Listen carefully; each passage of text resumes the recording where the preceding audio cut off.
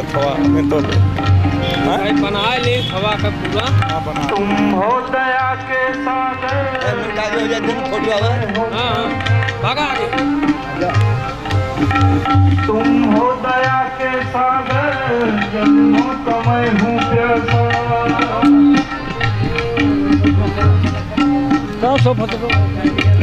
दे दो जगह मुझे भी चरणों में जरा सा।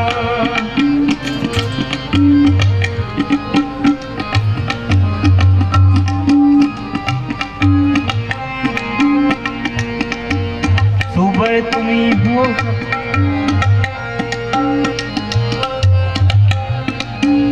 सुबह तुम्ही हो तुम ही हो शाम मुरली वाले। सुबह तुम्ही हो तुम ही हो शाम मुरली वाले। कुछ चरणों से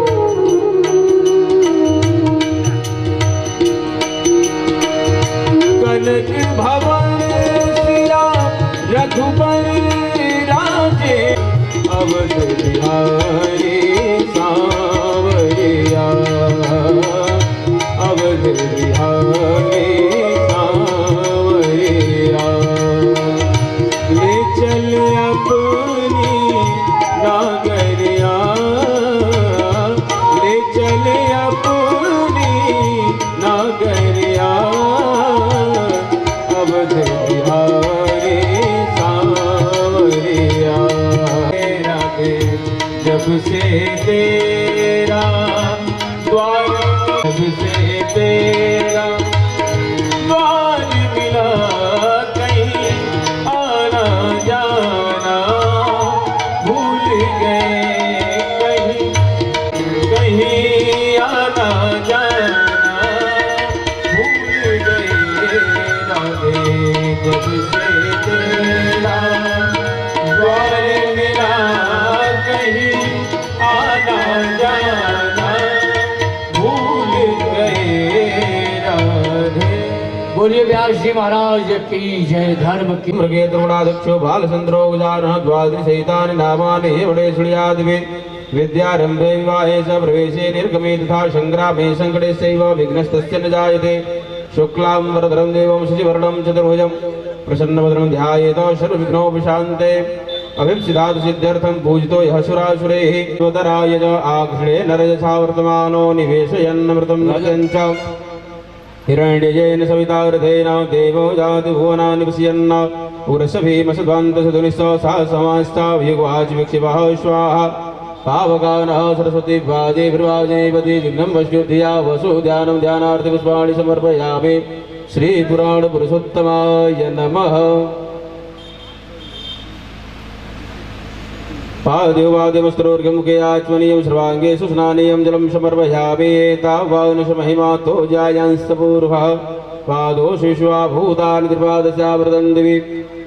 चन्दनं त्वां गन्धर्वा अगनस्त्वामिन्द्रस्त्वां बृहस्पतिः त्वामौघदे सोमो राजा विद्वान् यक्षमादमुचित चन्द्रानुलेपनं समर्पयामि। श्रीपुराणपुरुषोत्तमाय नमः। पुष्पं पुष्पमालां ओघदेः प्रतिमोदध्वं पुष्पवतेः प्रशुवरीः स्वायिवम् सचित्वरिर्वेरुधपारिश्रमपुष्पाणि समर्पयामि। माल्यादीनि सुगन्धीनि मालत्यादीनि वै प्रभो मया हृतानि पुष्पाणि पूजार्थं प्रतिगृह्यतां। श्रीपुराणपुरुषोत्तमाय नमः। पुष्पं पुष्पमालां समर्पयामि। मनसा परिकल्पे धूपम् आग्रापयामि। प्रत्यक्षदीपं सन्दर्शयामि। ओं चन्द्रमा मनसो जातचक्षोः सौर्यो अजायत श्रोताद्वायुषप्राणसमुखादिनिरजायत। हस्तौ प्रक्षालनं नैवेद्यं पुरतो निधाय नैवेद्यं निवेदयामि। नैवेद्यान्ते फलं फलान्ते आचमनीयं जलं समर्पयामि। ओं प्राणाय स्वाहा पानाय स्वाहा व्यानाय स्वाहा उदानाय स्वाहा स्मानाय स्वाहा। मध्ये मध्ये पानीयमुत्तराभूषणं जलं समर्पयामि। कृतायाः पूजायाः शाद्गुण्यार्थे द्रविदक्षिणां हिरण्यगर्भः समवर्तताग्रे भूतस्य जातः हवतिरेकयासीत सदाधारपृथ्वीन्द्यावु देवां तस्मै देवाय हविषाविधेम शाद्गुण्यार्थे द्रव्यदक्षिणां समर्पयामि श्रीपुराणपुरुषोत्तमाय नमः। हस्ते पाञ्जलि समर्पयामि श्रीपुराणपुरुषोत्तमाय नमः। श्री व्यास जी महाराज का पूजन करेंगे। व्यासाय विश्वरूपाय व्यासवे नमो वै ब्रह्मनिधये वासिष्ठाय नमो नमः।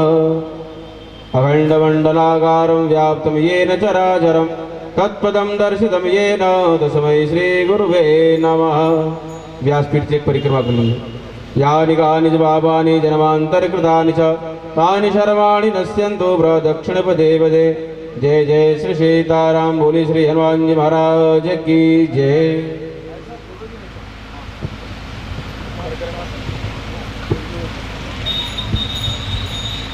व्यासपीठ का पूजन अपने मुख्य यजमान के द्वारा संपन्न हुआ।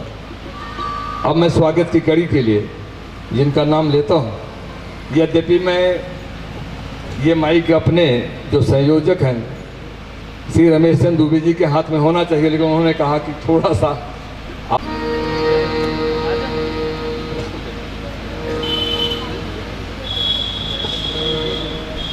मैं उन्हें निवेदन करता हूँ कि मंचस्थ आके माल्यार्पण कर आशीर्वाद लेंगे। उसके बाद श्री दुर्गा प्रसाद जी मिश्र सह कोषाध्यक्ष हैं।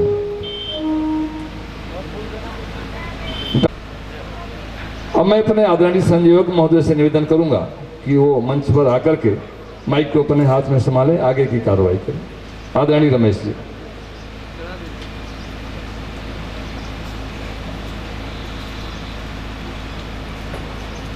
रमेश जी का व्यवसाय LIC है, आप मुख्य बीमा के सलाहकार हैं।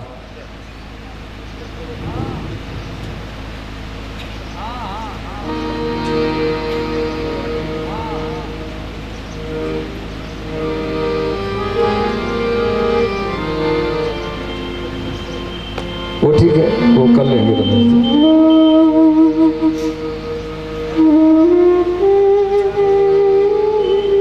आदरणीय राकेश तिवारी जी, श्रीमान सुरेंद्र जी दुबे कथा प्रेमी, श्री सुरेश सिंह जी।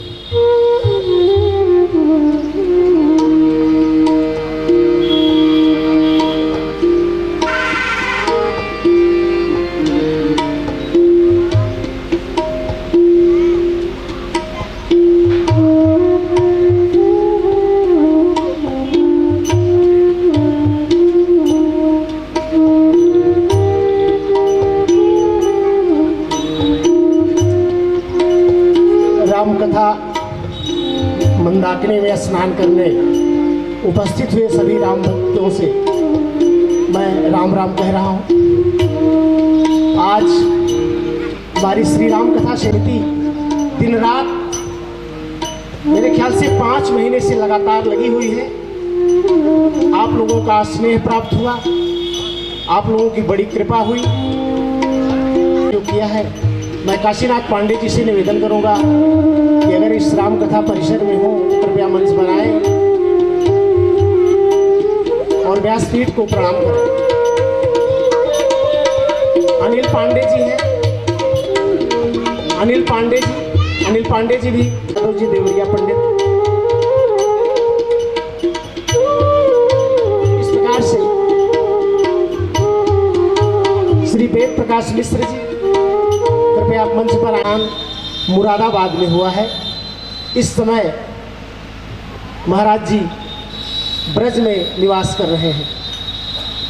महाराज जी की शिक्षा एवं पूज्य महाराज जी का बहुत ही प्रभाव है। इनकी राम कथा सुन करके जहांगीरगंज के उस विद्यालय में हमारे पूरा का पूरा राम कथा थोड़ा होने में विलम्ब हुआ है। आज पहला दिन है तो हम आप सबको चाह रहे हैं कि सब लोग पूज्य व्यास जी के चरण की तरफ चलें। आदरणीय पूज्य व्यास जी।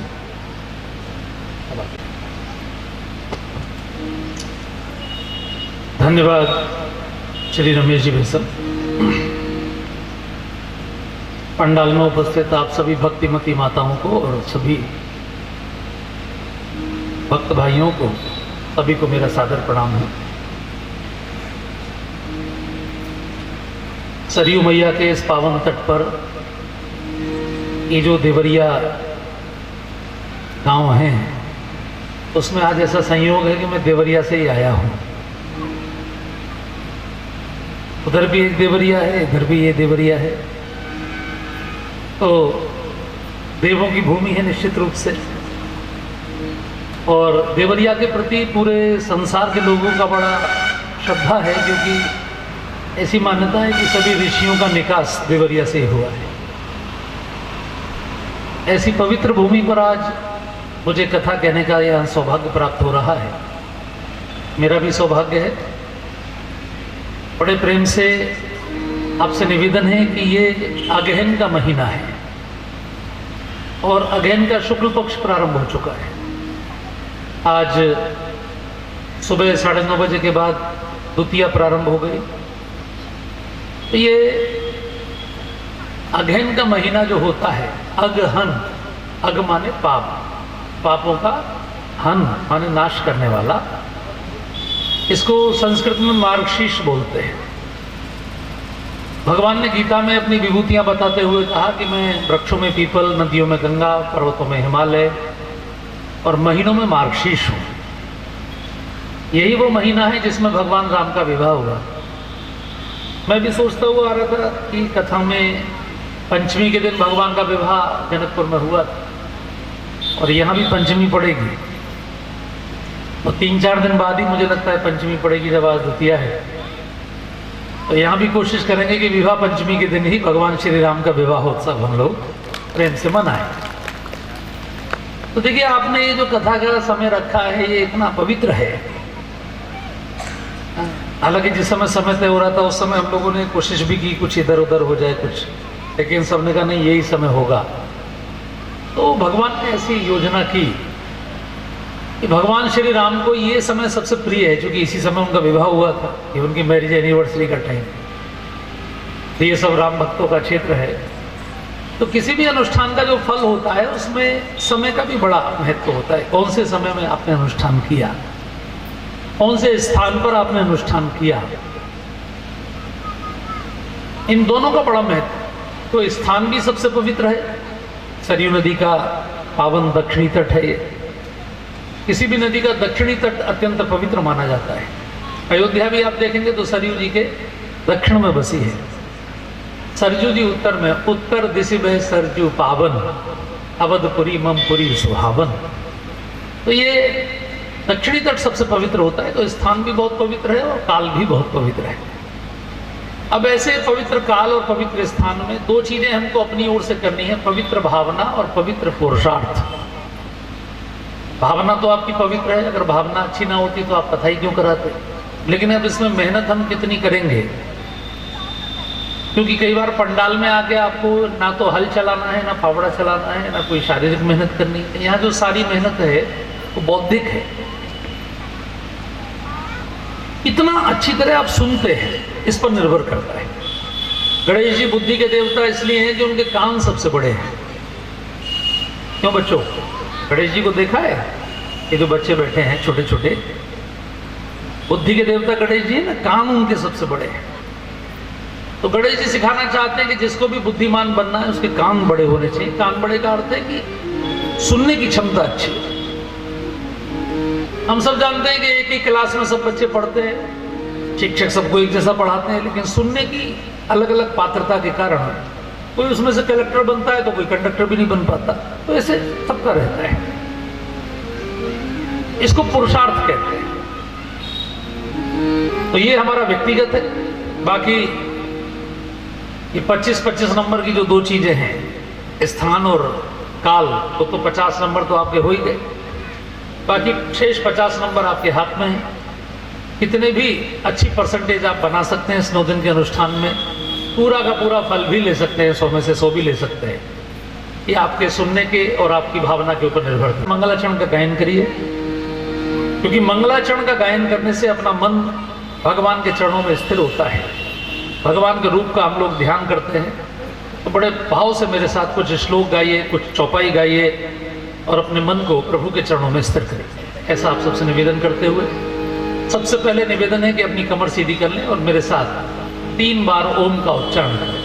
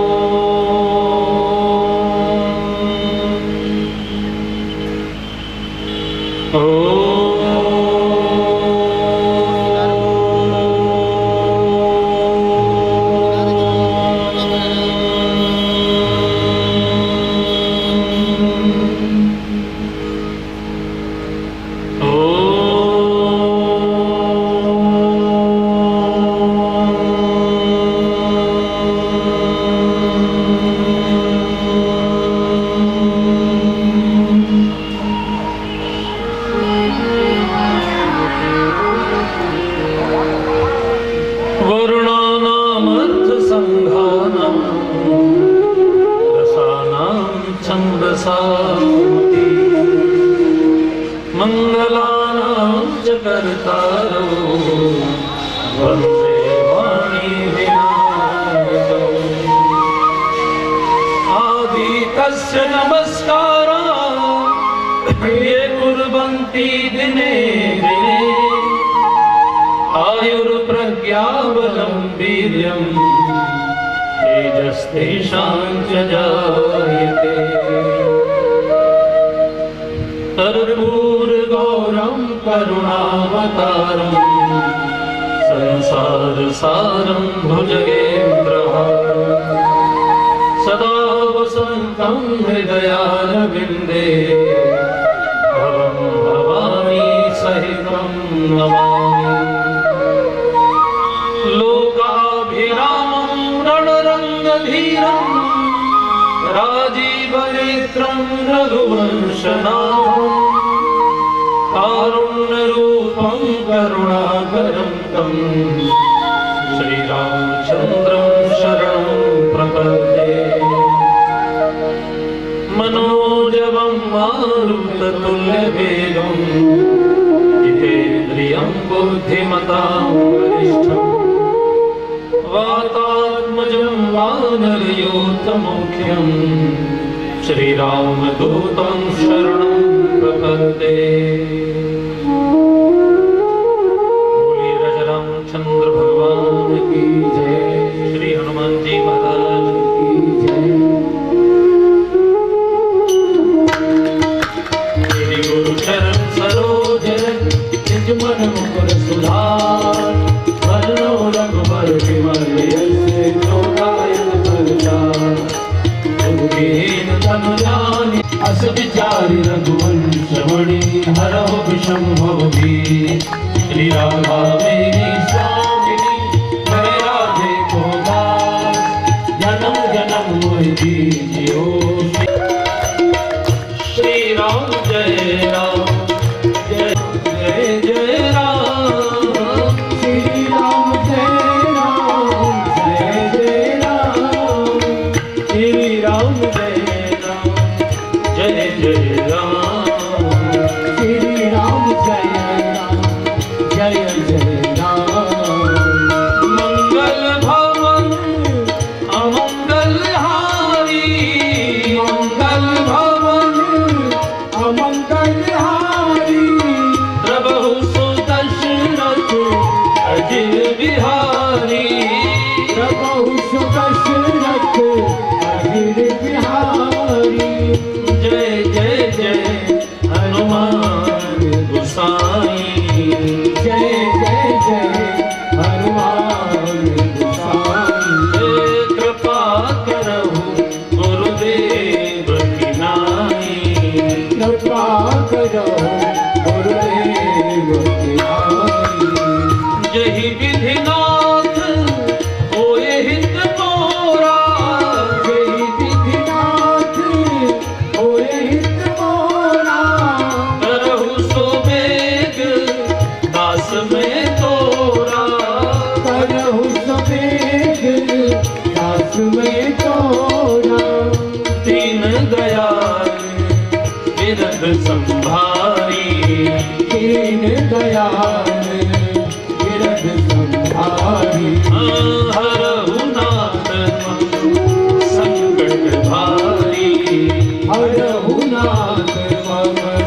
संकट हारी। श्री राम जय राम जय जय राम।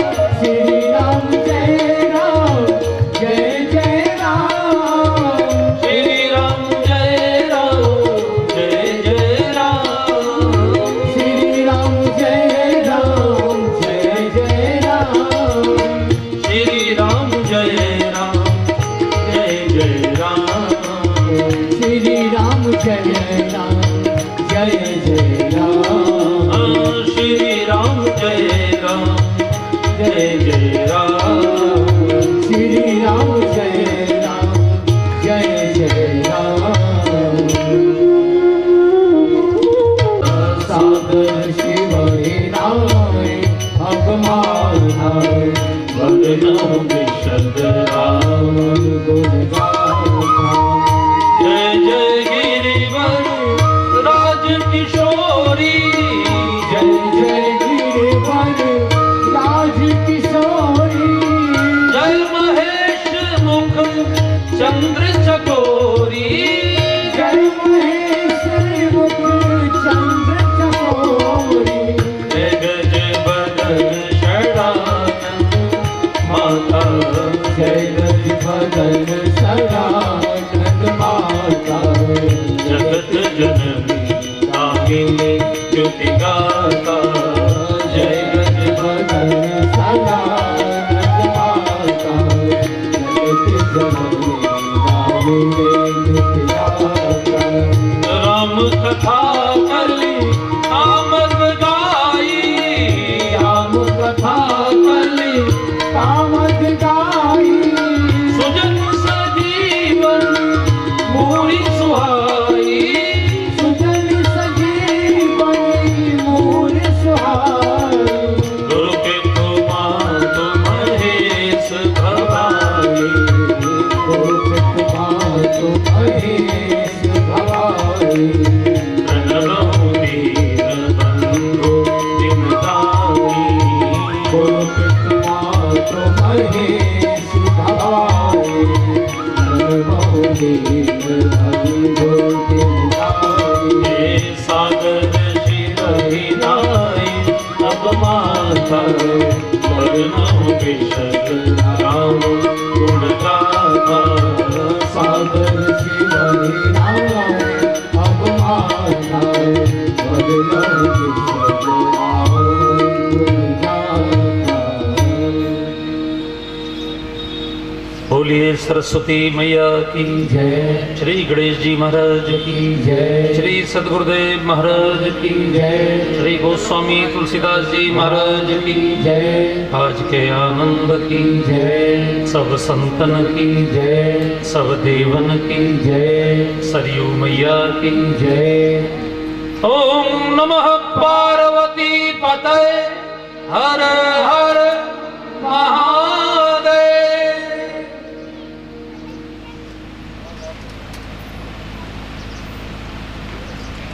पहला पुष्प हम लोग प्रभु चरणों में समर्पित कर रहे हैं। आपके क्षेत्र में कथाएं काफ़ी होती हैं, अभी पीछे जहांगीरगंज में भी और रामबाग पर भी, और लगातार आत्मा को माना ही नहीं। बाकी लोगों ने तो केवल ये माना कि शरीर मर जाएगा, उसके बाद शरीर ही पड़ा रहेगा कब्र में, और जब कयामत होगी, जब प्रलय होगी, तब फिर भगवान के यहाँ हिसाब किताब होगा। और जन्मम पुनरपि मरणम, इसको तो माना ही नहीं। ये तो केवल अपने यहाँ माना गया। बाकी लोगों ने माना कि भगवान 7 आसमान के ऊपर है और नीचे उनकी ये सृष्टि है। लेकिन हमारे यहाँ माना गया कि कण कण में भगवान है, प्रत्येक कण में, जड़ में भी है, चेतन में भी है। क्योंकि हिरण्यकश्यप के लिए तो भगवान पत्थर के खंभे में से प्रकट हुए। हमारे यहाँ कर्मों का फल माना गया। तो ये जो भारत के लोगों ने आत्मा पर काम किया और वो जो सारा ज्ञान हुआ, वो ज्ञान का जो मूल केंद्र था वो वेद थे। ज्ञान का जो सबसे बड़ा भंडार थे वो कौन थे? वेद। और वेदों को जो समझाया अपने शिष्यों को सरल भाषा में, उन ग्रंथों को कहा गया उपनिषद। शास्त्र कहा गया, उपनिषद कहा गया, ब्राह्मण ग्रंथ कहा गया। तो ऐसे सारे जितने भी शास्त्र हैं, उन सबका जो अध्ययन है वो कौन कर पाएगा आजकल? आप सोचिए, अभी जो नए नौजवान बैठे हैं, आजकल आदमी बीए भी करता है तो एक सब्जेक्ट, कोई कॉमर्स से बीकॉम कर लेता है, कोई आर्ट साइड से बीए कर लेता है, कोई साइंस से बीएससी कर लेता है। तो उसमें भी बायोलॉजी अलग होती है, फिजिक्स मैथ अलग होते हैं। अब ये इतने सारे वेद, इतने सारे शास्त्र, इतने सारे कौन है? और वो भी अब जबकि इंग्लिश मीडियम से बच्चे पढ़ रहे हैं, अब तो संस्कृति नहीं आती। तो गोस्वामी जी ने सारे वेदों का, शास्त्रों का निचोड़ करके, जितना भी ज्ञान का निचोड़ है, एक जगह रख दिया। और भगवान श्री राम ने, चूंकि वेदों में जो आचरण थ्योरी में कहा गया, उसको प्रैक्टिकल जी के दिखा दिया। आप ध्यान दीजिए, भगवान श्री राम ने कभी जीवन में कोई भाषण नहीं दिया, कभी कोई किताब नहीं लिखी, not a single speech, not a single book. उन्होंने अपने जीवन से जी के दिखाया, उन्होंने भाषण नहीं दिया। बेटा कैसा हो? तो ऐसा बेटा जो माँ कह रही है कि मैंने आपके पिताजी से आपके बन जाने का वरदान मांगा है। तो उन्होंने ये भी नहीं पूछा कि माँ मेरी गलती क्या है, गलती भी नहीं पूछी। तो एक आदर्श उन्होंने जी के दिखाया। और रामायण, उनका जीवन पूरी दुनिया के लिए एक संविधान बन गया। बाकी संविधानों में तो रोज संशोधन हो रहे हैं। भारत के संविधान में अब तक हजारों संशोधन हो गए, लेकिन रामायण में कोई संशोधन नहीं। ये मानव जीवन का सर्वोत्तम संविधान। इसलिए जब आप इस कथा को सुनते हैं, इसको गुनते हैं, इसको ध्यान करते हैं, तो आपके अंदर से आपकी पात्रता बढ़ती है। ये जो मनुष्य जीवन है, ये पशुत्व से देवत्व की ओर बढ़ता है। हम जब ज्ञान पूर्वक जीवन जीते हैं तो हमारा जीवन बनता है सत्यम शिवम सुंदरम। तो जीवन को सुंदरम बनाने के लिए कथा है। और इस कथा की फलश्रुति कैसी है, इसका फलादेश क्या है, इसकी महिमा क्या है। मैं चूंकि आपके बीच में मथुरा वृंदावन से आया हूं, तो मथुरा में जो ब्रज की गोपियां हैं वो भक्ति की सबसे बड़ी आचार्य मानी गई हैं। यानी वो गोपियां हैं जिनके चरणों की धूल से उद्धव जी जैसे भक्त ने अपने माथे पर तिलक किया। वंदे नंद ब्रज स्त्रीणाम पादरेणुम भीक्षुष यासाधरित कथोद्गीतम पुनाति भुवनत्रयम्। उद्धव जी ने कहा, गोविंद, मैं गोपियों के चरणों की रज से माथे पर तिलक कर रहा हूं और उनके गाए हुए भक्ति के गीत तीनों लोगों में सदैव गूंजेंगे। तो आपने भागवत कथाएं भी बहुत सुनी होंगी। श्रीमद् भागवत कथा में 5 गीत हैं, उनमें से जो सबसे प्रसिद्ध गीत है वो गोपी गीत है।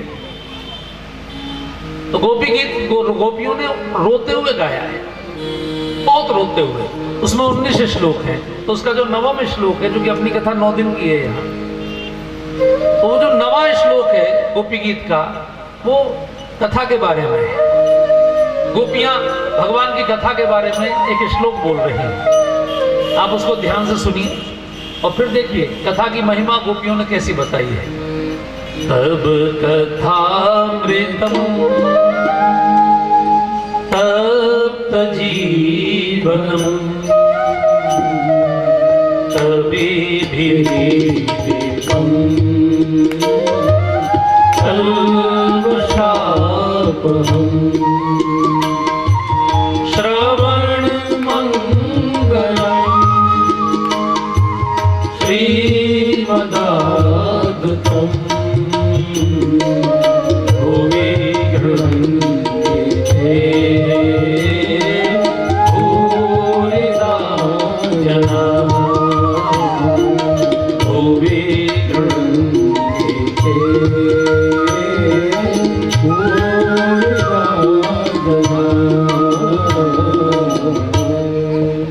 गोपियां कह रही हैं, तब कथा अमृतम, आपकी कथा का जो अमृत है वो तपते हुए जीवनों को शांत कर देता है।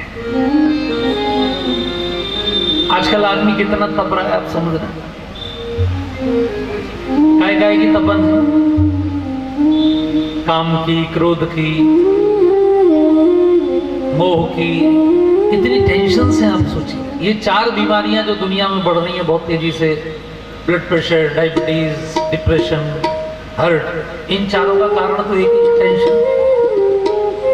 तो गोपियां कह रही है प्रभु आपकी कथा का जो अमृत है ना ये सब टेंशन को शांत कर देता है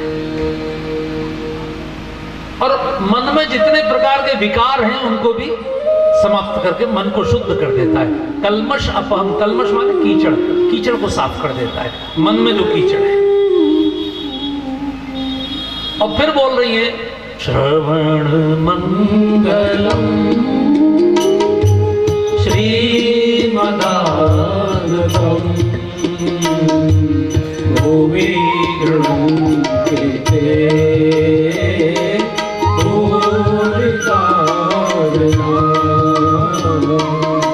श्रवण मंगलम, जो इस कथा का श्रवण करेगा उसका मंगल होगा। अमंगल हरने वाली है, मंगल भवन अमंगल हारी।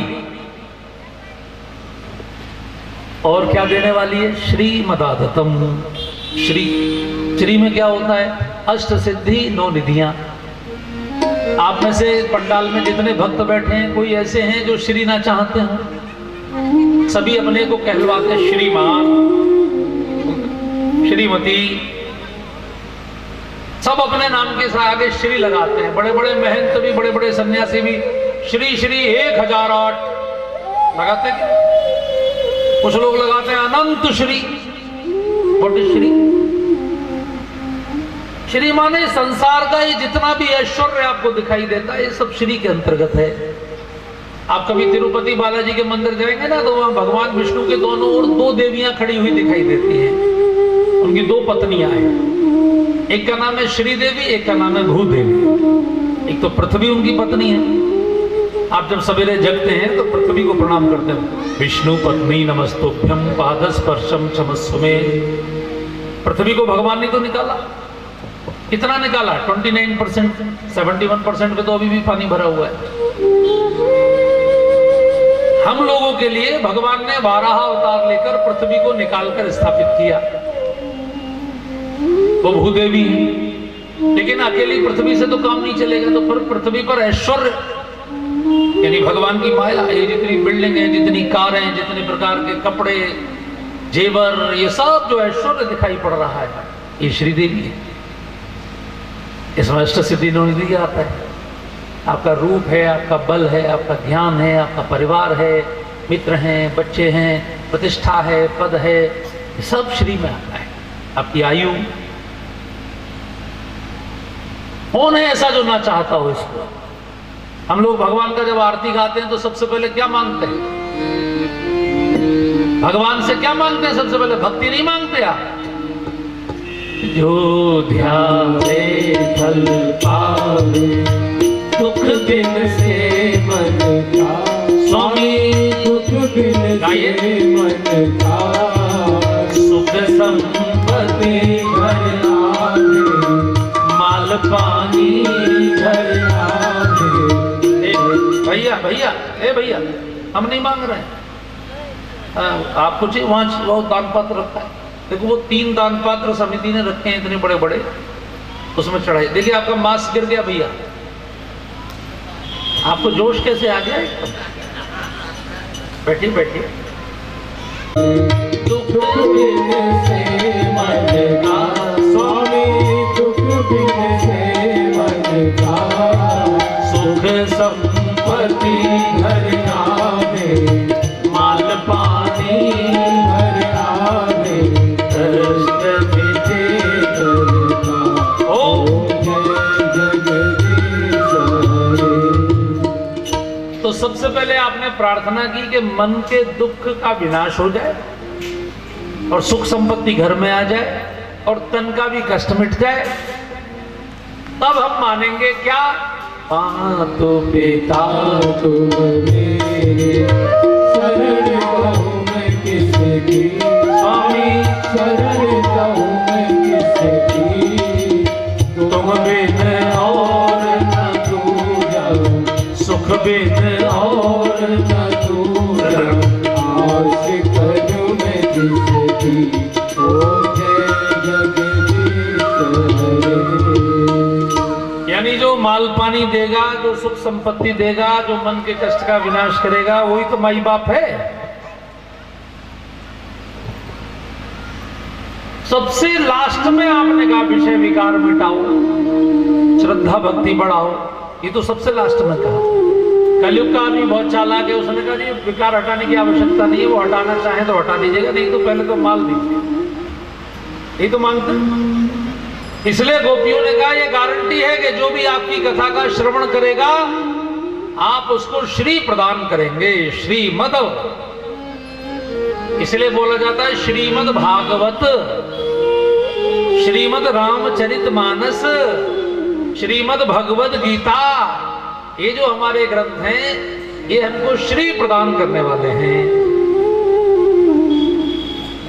तो ये इस कथा का फल है। मैं अपनी तरफ से नहीं बोल रहा, ब्रज की गोपियां बोल रही हैं जो भक्ति की सबसे बड़ी आचार्य हैं। ये श्रीमद् भागवत का श्लोक मैंने आपको सुनाया, गोपी गीत का 5वां श्लोक, 9वां श्लोक। उन्होंने कहा है श्रवण मंगलम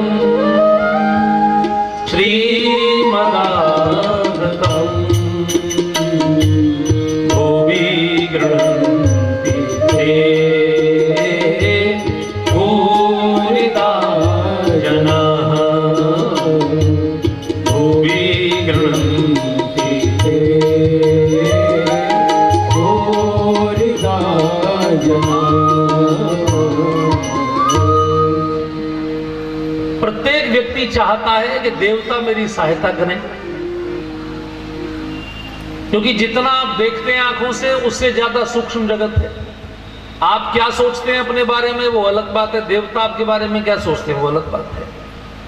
जैसे राजा दशरथ सोच रहे थे कि कल को राम का राज तिलक कर देंगे, कल नहीं हुई, देवताओं ने षड्यंत्र कर दिया, मंत्रा की बुद्धि बिगाड़ दी, मंत्रा ने कैकेयी की बिगाड़ दी और राम जी का वनवास हो गया। तो किसी ऐसे देवता से भी संपर्क रखिए कि जब आपके पास संकट हो तो वो आपके काम आए। तो कलयुग में सबसे ताकतवर देवता कौन है? कलयुग के सबसे ताकतवर देवता का नाम है श्री हनुमान जी। और देवता चिंतन घर हनुमत से ही सर्व सुख करे। बाकी देवता इस समय थोड़े संकट में। क्यों संकट में? क्योंकि बाकी देवताओं का जो भोजन है वो उनको मिल ही नहीं रहा। देवताओं का भोजन क्या है बताइए? देवताओं का भोजन है गाय के मुख से, वेद पाठी ब्राह्मण के मुख से, या यज्ञ की आहुति से। अब ना तो कहीं यज्ञ हो रहे, बड़ी मुश्किल में कभी कभार किसी गांव में कोई यज्ञ हो जाता है, नहीं तो कहां यज्ञ हो रहा है। पहले देश की संस्कृति यज्ञ संस्कृति थी। आज से 1200 साल पहले चीन का एक यात्री ह्वेनसांग भारत आया था। उसने लिखा कि मैं भारत की जिस गली से गुजरता हूं प्रत्येक घर से मुझे यज्ञ का धुआं उठता दिखाई पड़ता। सवेरे हर घर में यज्ञ होता और शाम को हर घर में कीर्तन होता था। तो अब देवताओं का भोजन, गायों पर भी संकट आ गया। जब से लड़कों के हाथ में मोबाइल आए और टीवी के रिमोट आए, तब से गौ सेवा की ताकत खत्म हो गई। अब ना बैल हैं ना गाय हैं, हल की मूठ पकड़ने की ताकत भी नहीं बची, और ना वेद पाठी ब्राह्मण बचे। पहले जितने होते थे अब तो 1% भी नहीं। कहां से देवताओं को भोजन मिलेगा? हनुमान जी को इस भोजन की आवश्यकता नहीं। हनुमान जी के पास एक दूसरा रसायन है जिससे उनको बल प्राप्त होता है, और उस रसायन का नाम है राम रसायन तुम्हारे पासा। राम रसायन तुम्हारे पासा सदा रहो। गाने का सारा टेंडर के हमारे पास। अरे आप जब पंडाल में आए हैं भाई साहब, और मान लीजिए 2 घंटे अपने खर्च कर रहे हैं, तो पुण्य कमाइए ना। मैंने आपसे कहा था 25 नंबर आपकी भावना के हैं, लेकिन 25 नंबर आपकी मेहनत के हैं। क्या आपको मेहनत करनी है यार? केवल गाना है, ठीक से सुनना है, ताली बजानी है। मैं गाऊंगा तो मुझे पुण्य मिलेगा, आप गाएंगे तो आपको मिलेगा। मेरे गाय का आपको पुण्य नहीं मिलेगा। इसलिए आप अपने मुख से गाइए। पूरा ना गा सके तो कोई बात नहीं, मुंह खोल के गा कर दीजिए।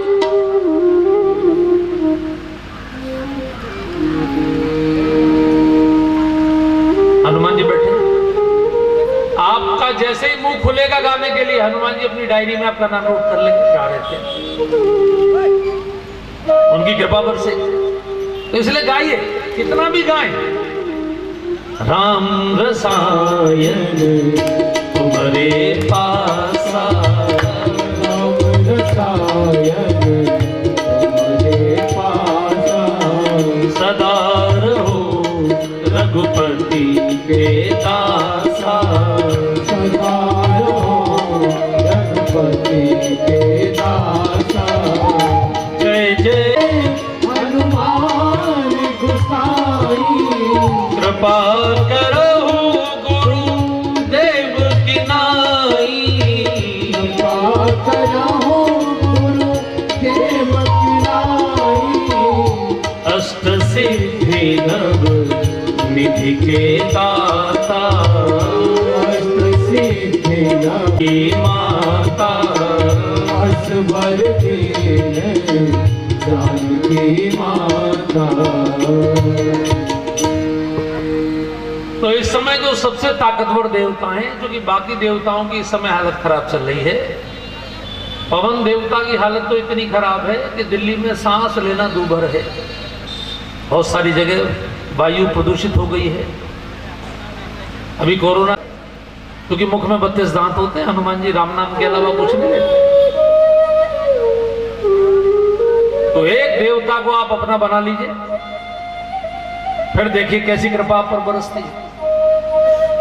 दुनिया के लोग संकट में भले ही आपका साथ छोड़ जाएं, लेकिन हनुमान जी संकट से छुड़ाकर, को नहीं जानत है जग में कभी संकट मोचन नाम तेरा।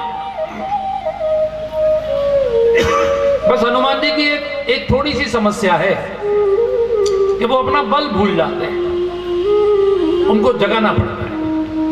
उन्हें बचपन में ऋषियों ने श्राप दे दिया था कि आप अपना बल भूले रहेंगे, जब कोई आपको याद दिलाएगा तो आपको याद आएगा। इसलिए चौपाइयां बल याद दिलाने के लिए।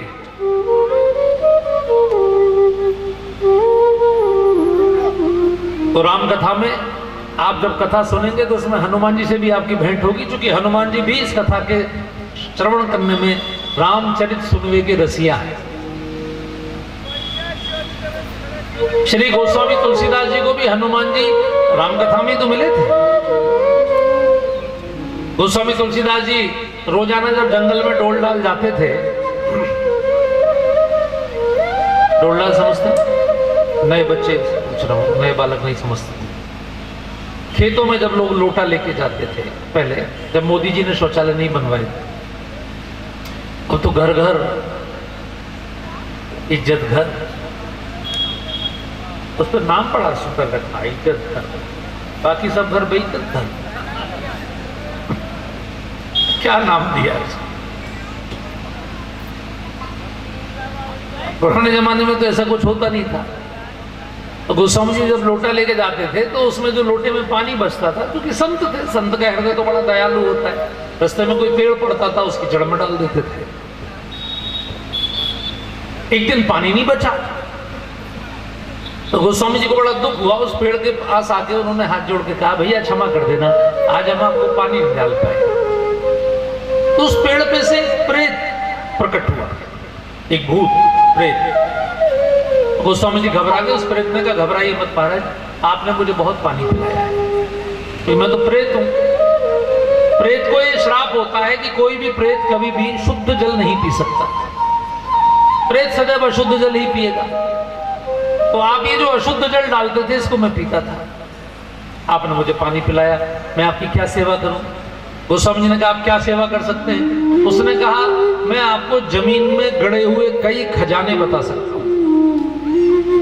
चूंकि मैं सैकड़ों साल से इस पेड़ पे रहता हूं, मेरी प्रेत योनि चल रही है और बहुत सारे डाकू धन लूटकर यहाँ गाड़ गए, लेकिन खोदने नहीं आ पाए, उनकी मृत्यु हो गई या कोई और कारण हुआ। आप जितना कहें धन, तो स्वामी जी ने कहा धन के लिए हम साधु नहीं बने, हम तो परम धन के लिए बने। क्योंकि गोस्वामी जी स्वयं बहुत बड़े ज्योतिषी थे, वो जितना चाहे उतना धन कमा सकते थे, लेकिन उन्होंने कहा हमें तो परम धन चाहिए। परम धन कौन सा होता है? हमारे ब्रज के साधु जब भजन करते हैं तो एक ही धन मांगते हैं, हमारो धन राधा श्री राधा श्री राधा, हमारो धन राधा श्री राधा श्री राधा, हमारो धन राधा श्री राधा श्री राधा, हमारो धन राधा श्री राधा श्री राधा, परम धन राधा राधा राधा राधा राधा, परम धन राधा राधा राधा राधा, हमारो धन राधा श्री राधा श्री राधा, हमारो धन राधा श्री राधा श्री राधा, जीवन धन राधा राधा राधा राधा राधा, जीवन धन राधा राधा राधा राधा, परम धन राधा श्री राधा श्री राधा, परम धन राधा श्री राधा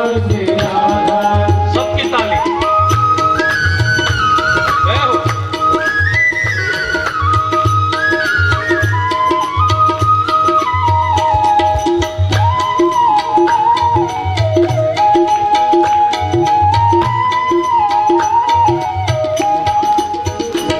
भक्तन धन राधा राधा राधा राधा राधा, भक्तन धन राधा राधा राधा राधा, संतन धन राधा श्री राधा श्री राधा, संतन धन राधा श्री राधा श्री राधा, हमारो धन राधा श्री राधा श्री राधा, हमारो धन राधा श्री राधा श्री राधा।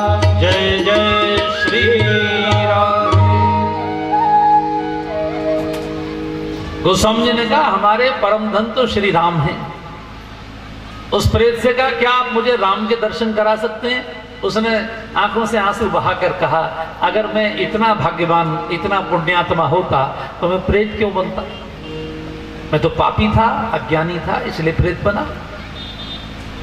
मैं आपको हनुमान जी का पता बता सकता हूं, जो कि प्रेतों के कैबिनेट मंत्री वही है। प्रेत मंत्रालय उन्हीं के अधीन है, वही सरकार है हमारे। गोस्वामी जी ने कहा बताओ हनुमान जी कहाँ मिलेंगे? तो उसने कहा काशी के प्रहलाद घाट पर प्रतिदिन कथा होती है राम जी। उसमें पीछे एक श्रोता कोढ़ी के रूप में बैठता है, सब उससे घृणा करते हैं इसलिए वो सबसे अलग बैठता है, कंबल उड़ के आता है, जाड़े का ही मौसम रहा होगा। तो उस प्रेत ने कहा वो जो कोढ़ी के रूप में बैठते हैं वो हनुमान जी हैं। जब सब लोग चले जाए रात को कथा सुन के तो आप उनके पैर पकड़ लीजिएगा, छोड़िएगा नहीं, वो कितना भी कहें। और गोस्वामी जी ने पैर पकड़ लिए, हनुमान जी प्रकट हो गए। गोस्वामी जी ने कहा मुझे राम जी के दर्शन करा दीजिए। हनुमान जी ने कहा वो काशी में नहीं मिलेंगे, उसके लिए आपको मौनी अमावस्या जो आएगी माघ में उस पर चित्रकूट चलना पड़ेगा। तब गोस्वामी जी चित्रकूट गए और चित्रकूट के घाट पर भई संतन की भीड़, तो तुलसीदास चंदन घिसे तिलक देत रघुवीर। तो श्री हनुमान जी जो मिलेंगे आपको वो राम कथा में ही मिलेंगे।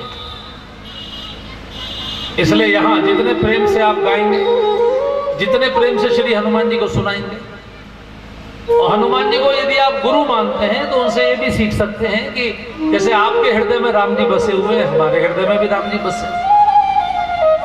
तो राम जी को हृदय में बसाने का तरीका एक ही है, रामचरित सुनिबे के रसिया, रामचरित सुनिबे के रसिया, राम लखन सीता मन बसिया, राम लखन सीता मन बसिया। जय जय जय हनुमान गोसाई,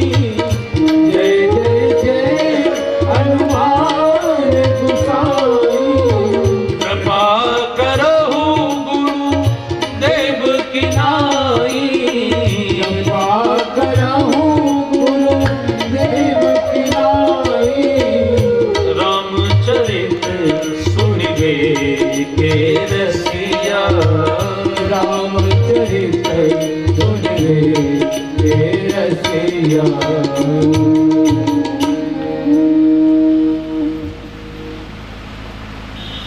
तो जिनको भी अपने हृदय में परमात्मा का दर्शन करना है उनके लिए पहली शर्त है श्रवणम, सुनना। भक्त श्रोमणी प्रहलाद ने भक्ति के 9 प्रकार श्रीमद् भागवत जी में कहे।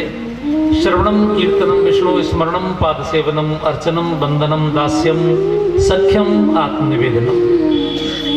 भगवान ने शबरी को भी यही कहा कि प्रथम भगति संतन कर संगा, दूसरी रति मम कथा प्रसंगा। आप सब तो कथा के पुराने श्रोता है। आप में से ऐसे कितने बंधु हैं जो जहांगीरगंज या रामबाग में पहले कथा सुने हैं हमारे? अच्छा, बहुत अच्छा। इधर आप में से ठीक। तो एक कथा ऐसी है कि जिसको सुनने से आप उसी दृश्य में पहुंच जाते हैं।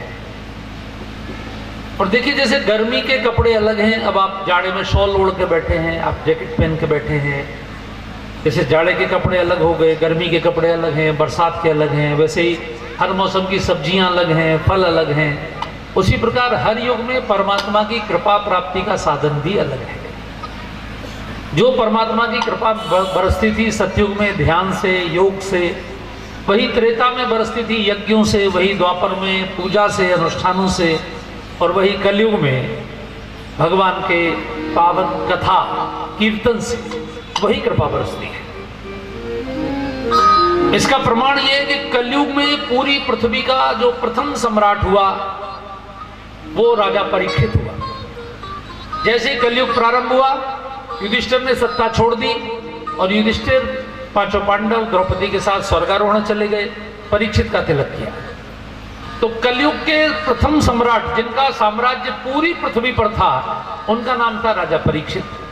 और आप जानते हैं उनको बाद में श्राप हुआ तक्षक के डसने का, और उनके पास सभी प्रकार के टॉप के ऋषि मुनि विद्यमान थे।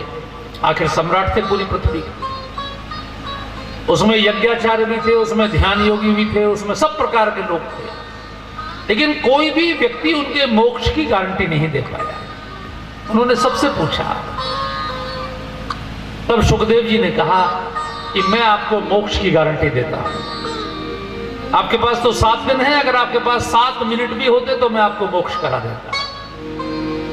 और मोक्ष का एक ही साधन है।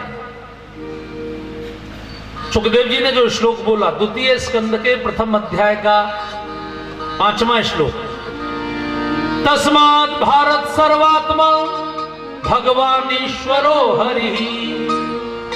ये भगवान के बारे में बोला, हे भारत, जो परमात्मा सर्वात्मा है, सर्वात्मा ने जो सबके अंदर विद्यमान है, जिसको आप भगवान बोलते हैं, जिसको आप ईश्वर बोलते हैं, जिसको आप हरि बोलते हैं, उसी परमात्मा को सुनना, श्रोतव्यम, कीर्तितव्यम, स्मृतव्यम, इच्छता अभयम। उसी को सुनना, उसी को गाना और उसी को चिंतन करना, यही मोक्ष देता है। यही गोस्वामी तुलसीदास जी ने भगवान शिव के मुख से उत्तरकांड में कहलवाया, राम ही सुमिरिए गाइए, राम ही सुमिरिए गाइए, संतत भजिए राम गुण ग्राम, संतत भजिए राम। गाइए,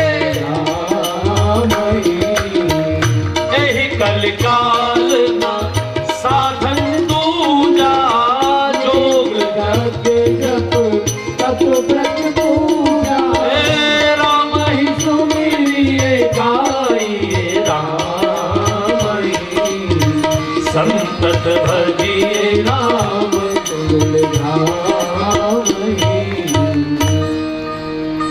तो कलयुग में सबसे बड़ी महिमा राम नाम की महिमा है। मैं बड़े उदाहरण तो नहीं दूंगा, लेकिन आप तो सब बड़े बुद्धिजीवी लोग हैं। आप सब जानते हैं कि कलयुग में अंग्रेजों से मुक्ति पाने का, स्वतंत्रता आंदोलन का सबसे बड़ा नारा राम का नाम था। गांधी जी जब तक सूट पहन के घूमते रहे, जब तक टाई लगा के घूमते रहे, तब तक गांधी जी को देश में किसी ने नहीं पूछा। तब उन्होंने महात्मा का वेश बनाया, नीचे एक कपड़ा बांधा, ऊपर एक कपड़ा ओढ़ा, और मुख में राम नाम गाना शुरू किया। आप सबको जितने बुजुर्ग बैठे हैं उन सब ने बचपन में खूब सुना होगा, रघुपति राघव राजा राम पतित के पावन सीताराम। गांधी जी के पीछे पूरा देश खड़ा हो गया। लोगों को लगा ये राम नाम गा रहा है, ये आदमी महात्मा है, ये ठीक आदमी है। स्वतंत्रता आंदोलन का सबसे बड़ा आधार राम का नाम था। बाद में गांधी जी की पार्टी ने राम का नाम छोड़ दिया तो राम का नाम बीजेपी वालों ने पकड़ लिया। तो देखिए 2 सीटों से उनका प्रधानमंत्री हो गए, कई राज्यों में सत्ता हो गई। अब राम नाम का प्रभाव आप देख रहे हैं। जो भी राम नाम की शरण में आ जाए, उनसे मना थोड़ी किया किसी ने, तो जो भी राम नाम को पकड़ ले। लेकिन ये देश तो राम जी का है और वो राम नाम को पसंद करता है।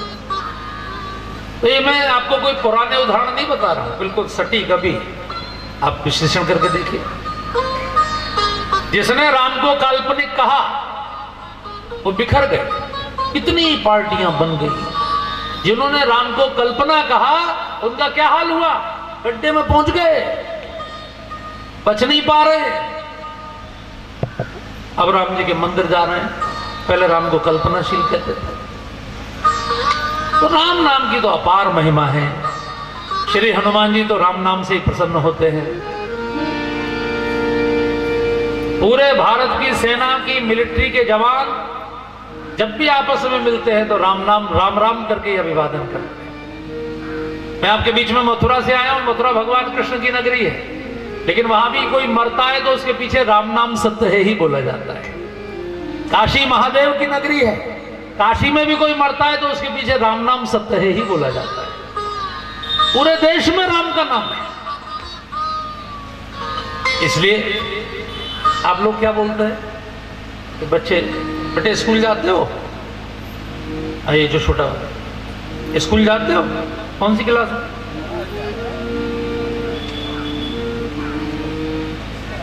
अच्छा, तो स्कूल जाते पर मम्मी को क्या बोलते हो? क्या बोलते? गुड मॉर्निंग की बाय? बाय। और मम्मी भी बोलती हैं बाय। ठीक, बैठो बैठो। अब आजकल बच्चे बोल रहे हैं बाय, तो मम्मी कह रही है बाय। एक बाय बच्चे की, एक बाय मम्मी की, 2 बाय हो गई। तो जब से ये बाय बाय शुरू हुई तब से एक बाय घुटनों में घुस गई, एक बाय कमर में घुस गई। सभी महिलाओं के घुटनों में और कमर में दर्द शुरू हो गया, क्योंकि हमारे यहाँ जो गठिया का दर्द होता है उसको कहते हैं बाय का दर्द है। बाय बोलते ना, बाय बहुत खतरनाक है। अगर सभी बच्चों की मम्मी अपने बच्चों को स्कूल जाते समय राम राम करें, 1 साल आप कर राम, आपका बच्चा जिंदगी भर पूरी दुनिया को राम राम ही करेगा। और जो बच्चा राम राम करेगा उस पर कभी संकट नहीं आएगा, क्योंकि उसकी रक्षा श्री हनुमान जी करेंगे। तो आइए आज से राम राम कहने का संकल्प प्रारंभ कर लीजिए अपने मन में। जितने आप बैठे हैं, बच्चों को मत कहिए कि आप बोलिए राम राम, आप बच्चों से राम राम करिए। आप कभी मेरे घर आइए मथुरा में, मेरे बच्चों को देखिए। मेरी बिटिया पढ़ रही है डिग्री कॉलेज में। वो जब स्कूल जाती है तो सबको मम्मी राम राम, पिताजी राम राम, भैया राम राम। एक ऐसा नहीं कि सबको राम राम, सबको अलग अलग राम राम बोल के जाते। क्यों? क्योंकि जब वो छोटी थी तो बचपन में हमने उसको राम राम बोल के विदा किया इसको। आप केवल 1 साल अपने बच्चों को राम राम बोलिए, आपके बच्चे जिंदगी भर पूरी दुनिया को राम राम बोलेंगे। कितना उनके मुख से राम का नाम निकलेगा। इसलिए आज कथा का पहला दिन है। अपने अपने गांव में जाके सबको राम राम बोलिए और कल सबको कथा में आने का न्योता दीजिए, जिससे कि यहां सबसे राम राम हो सके। अब जरा प्रेम से हनुमान जी को राम राम कर लीजिए। जय जय जय जय हनुमान जी राम राम।